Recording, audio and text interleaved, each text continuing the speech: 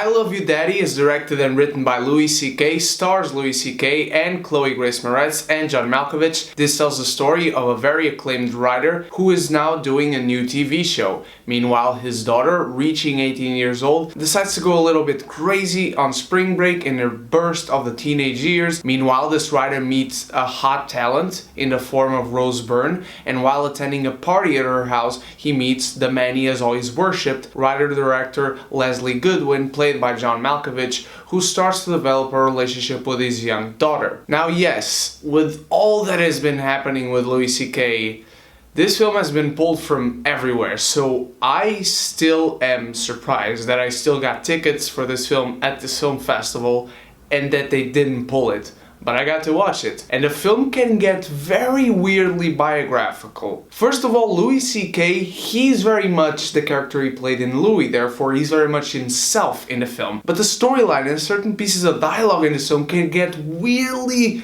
biographical because of all the controversy that has happened. The way he deals with his daughter, the way he treats women in this film, the way women are portrayed sometimes, the way this movie wraps up his whole arc as a character in terms of how he looks towards women and relationships. It's all very weird. It can feel very weird. And his character doesn't change that much. In fact, that's the main problem with the characters in this film. The actors all do a great job. Charlie Day is a standout. This film overall is hilarious. This has a very good range of comedy. Shock comedy, slapstick comedy, black comedy, blue comedy. It has all these sorts of comedy and they all fit well into the film, but the characters themselves don't get much dimension into them. They don't get much nuance. Chloë Grace Moretz, you understand that her conditioning was only because of how spoiled she was by her father. I mean, the guy spoils her to no end, but the film never treats it with any nuance. She's this spoiled brat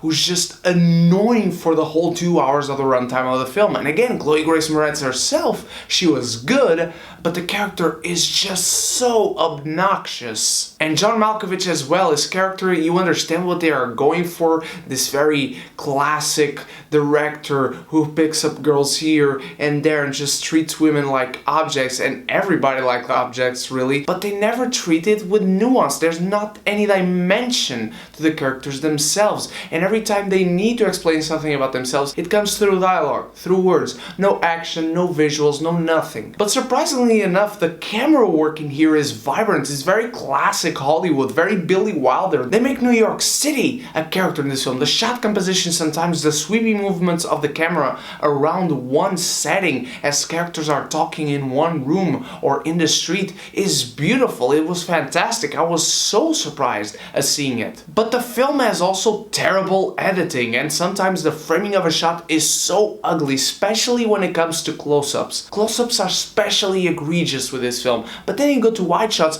and you have this meeting of like Billy Wilder classic golden age Hollywood and Wes Anderson aesthetics when you have characters talking to each other. It's very beautifully shot, it's very beautifully framed when it wants to be, but the editing and sometimes the close-ups just are from a completely different film. Also, the film is presented in black and white, and for the most part I would say about 90 to 95% of it looks good. And I'm not sure of this, but I am willing to bet the movie was not shot in black and white. It was post-converted with a color grading to make it look black and white, because there are sometimes a few moments here or there where the lighting is not all that correct, and it creates for some continuity mistakes as well, going back to the editing. The lighting changes a bit sometimes, the continuity changes a bit sometimes. Someone is making a movement with the arm or adjusting themselves on a chair and then they're completely still. And again, the shot composition when you go to close-ups in those instances is very egregious. As I said, the film can be very